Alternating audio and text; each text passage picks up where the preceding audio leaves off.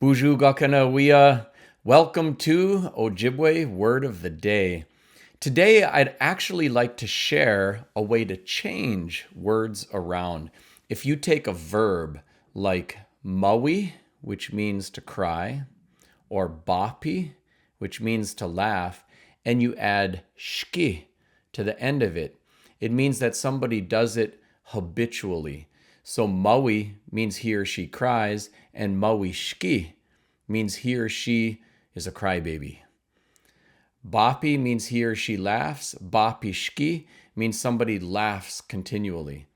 And so you can put it on any number of other words too. Anoki means to work. Anoki shki is a workaholic. Miigwech. Miigwech, Wagosh, indigenous. Gijigukwe Indigu, And that was Ojibwe Word of the Day.